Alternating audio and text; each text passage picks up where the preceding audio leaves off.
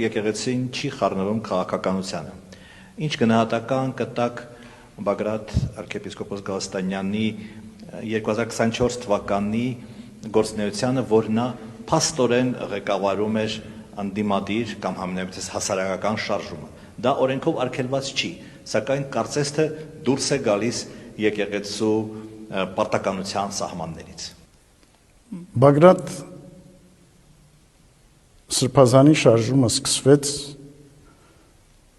Տավուշի շրջանում սահմանազատման, սահմանագծման գործընթացով պայմանավորված։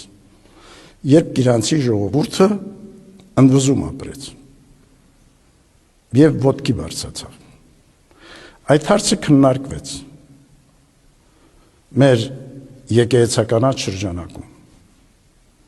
Եվ Բագրատ Սրբազանը հայտարարեց, որ քաղաքական բնույթ չի կրելու շարժումը։ Եվ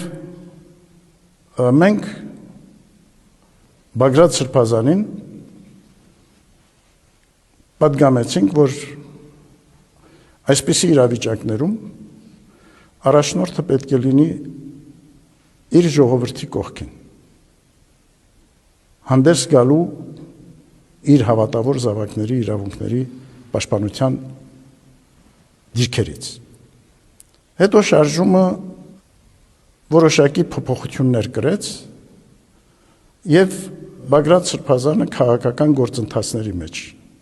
մտավ։ Այդ պահին մենք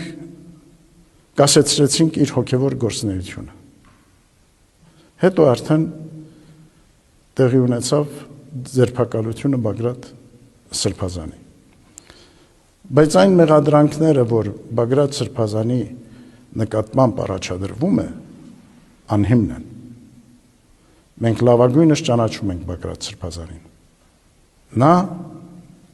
հայրենասեր